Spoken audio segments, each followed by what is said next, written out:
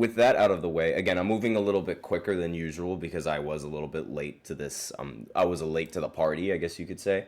So the college football playoffs, they've already been established, but let's look at the bowl games that happened over the weekend. So Boise State, they ended up beating UNLV 21-7 in this matchup. Of course, Ashton Jeanty ended up recording 200 rushing yards, 209 to be exact, and he also recorded a touchdown on the night.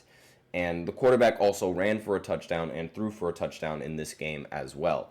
And I mean, two times already, Jeanty has proven that he can run the ball as well as anybody against ranked teams. A lot of people, they like to criticize Jeanty for running the ball against teams that are like rather incompetent compared to most of the other competent teams in college football. But when you go back to that Oregon game, Oregon won by a field goal. And it's not as if like Boise State was out of the game entirely. They just needed to get a stop. But Oregon is just so good on offense that they were able to just destroy that defense in any which way that they wanted to on that night. So there was really, I don't really see any sort of argument that Ashton Jeanty isn't a competent running back just because of the fact that he plays against like teams that are unranked. I mean, what are you going to do about it? What can he do about it? It's not like he can change his schedule for the team, and it's not like the team can really change the schedule. But this is the second time that Boise State has ended up, when Ashton Jeanty specifically shows the world that they can compete against ranked teams and still get the job done, right? So I don't really, again, I don't know if this is going to boost his Heisman winning projections just based off of this performance. I don't think the bowl games have any sort of factor in that. So we'll see who wins the Heisman. I am all for Travis Hunter and Ashton Jeanty sharing the award. Similar to how Peyton Manning shared the award with an NFL running back when the first time he won the MVP. His first MVP was notoriously shared with I believe it was McNair. Again, I could be wrong on that. It was when I was a toddler and before I even was able to comprehend the sport of football. But regardless, again, this game was really never close. Again, 21-7. It's not like UNLV could do anything. And it seemed like UNLV, their quarterback situation, I remember their quarterback ended up quitting on them mid-season. It doesn't really seem to have affected them up until this point when they went up against Boise State, who has proven to be a rather competent team. Next game on the bowl, next game that was on Friday, the Army, they ended up beating Tulane 35-14. The Army is very, very good, and so is the Navy. I'm very excited for the Army-Navy game that's going to happen this coming week on Saturday, December 14th. I am very much looking forward to that game. But the Army, they ended up winning 35-14, as I said before. Quarterback did not play well at all, but then again, most of the Army games and most of the Navy games as well, they don't really have a competent quarterback. There were two running backs in the Army that were fantastic, though. Kanye Udo ended up rushing for 158 rushing yards, ended up recording one touchdown, but then Bryson Daly ended up recording 126 rushing yards and 4 touchdowns. Like, that is incredible. That is ridiculous rushing numbers. They only had 17 passing yards on the day, but they had 338 yards on the ground. Now, Tulane, their quarterback obviously played much better, 209 passing yards with 2 touchdowns. He did throw an interception, but the ground game wasn't really all that good for Tulane. In fact, Udo, the running back for the Army, ended up recording more rushing yards in this game. Same with Bryson Daly. They ended up recording more rushing yards in this game than the entirety of Tulane did. And obviously, like, when you're losing the ground game battle as badly as that, it's really difficult to win a football game. It's really difficult. Next game, Oregon, they ended up beating Penn State. This game came down to the wire. Oregon ended up scoring the final touchdown. Gabriel ended the game with 4 passing touchdowns, 283 yards. And, of course, Jordan James ended with 2 touchdowns on the ground with 87 yards. Now, Drew Allar ended up recording 3 touchdowns. He did throw 2 interceptions, which ended up costing the game for them. And there was also Katron Allen for Penn State, who ended up rushing for 124 yards and recorded a touchdown on the day. And then there was also Nicholas Singleton, who recorded 105 rushing yards on the day. And, I mean, just fantastic play from Penn State all around. A rather underrated team, in my opinion. And we'll see how they do in this matchup going into this going into the college football playoffs, excuse me. Georgia, they ended up beating Texas again. This game was really, really ugly. It came down to an overtime rushing touchdown to seal the win for Georgia. But aside from that, the entirety of the game was very ugly. Carson Beck got hurt, and the other quarterbacks, most of the quarterbacks, in fact, in this game for Georgia, they played very bad.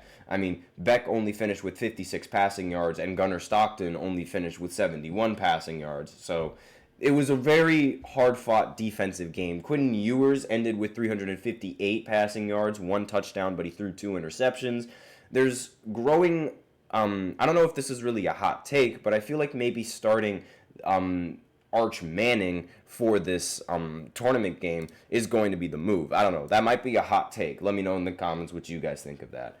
Arizona State, they ended up destroying Iowa State 45-19. A team that was expected to be at the very bottom of the Big 12 conference ended up winning the Big 12 conference in the end. That is an incredible story, a very inspirational story right there.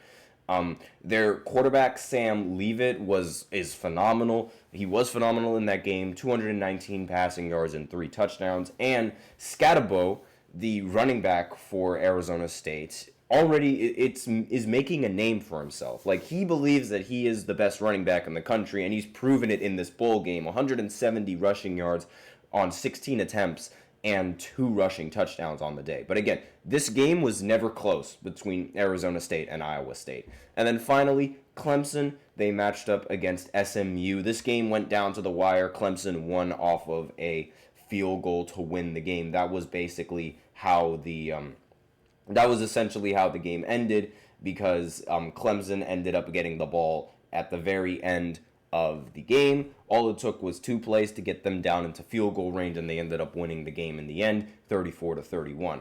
Now, this was a very hard-fought game for both teams.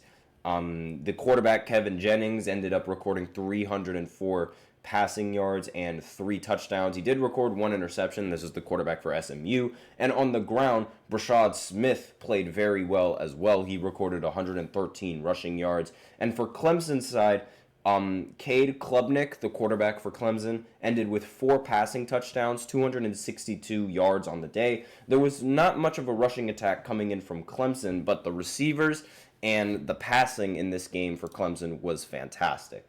So those were all of the games that ended up happening over the weekend. I wish I could talk about them a little bit more in depth, but I have to go ahead and get into the other part of this, which is going to be talking about the college football playoffs and their standings. So I'm just going to go ahead and pull that up. Just give me 1 second. Here we go. And this is the college football playoff bracket as it is right now. So Oregon, Georgia, Arizona, and Boise State, since they ended up winning their bowl games in the end, they end up getting the first round bye. And the other teams that ended up making the playoffs, of course, they ended up getting voted in. You have Ohio State. They ended up losing to Michigan in the very last week. So regardless, they were still the number 2 ranked team in the entirety of the nation. So it makes sense that they're still here on this list. Tennessee, they've been fantastic as well. I mean, Texas, while they did end up losing to the University of Georgia, they are still a top 5 ranked team in the college football standings. And Clemson beating SMU. Meanwhile, for some weird reason, SMU, they ended up losing to Clemson. Despite this, however, they end up getting a higher spot in the college football playoff standings as opposed to Clemson, who ends up getting the 12th seed. A little bit weird, I will say that, but again, SMU was ranked much higher than Clemson was before this bowl game, so that's sort of the reason why SMU ends up taking a higher seed as opposed to Clemson. And then this matchup right here between Notre Dame and the University of Indiana, that is going to be a great game. Like, there's so many Indiana fans, especially like on the basketball side, but like the sports fans for Indiana, they go crazy. And this is the matchup between Notre Dame and the University of Indiana. I think it is going to be a very good matchup. Probably one of the best matchups in the first round, right next to Ohio State and Tennessee, in my opinion. And this is also going to be the first time that college teams are going to end up hosting a playoff game, because usually the playoff games are like, they're bowl games in them. They're bowl games in of themselves, right? Most of the time it'll be like, the Orange Bowl or like the Fiesta Bowl or something like that. In the previous college football playoff format, like the format that was last year. But now these teams are actually going to host playoff games, which is going to be phenomenal. The atmosphere, I think, is going to be great. And we already know Ohio State's atmosphere is fantastic. They sell out in fact, I think they sell out every single game when they play at home. And in the playoffs, it's only going to get louder. It's only going to get noisier. Same thing with Texas. Same thing with Penn State. Penn State is going to go ballistic in this playoff game. And most of the time when I remember Penn State in home games, I go back to the whiteout game between Penn State and I believe it was either Minnesota or Michigan. I'm not entirely sure which team it was that they played, but I do know that whiteout game, it was so loud, and they were playing Mo Bamba.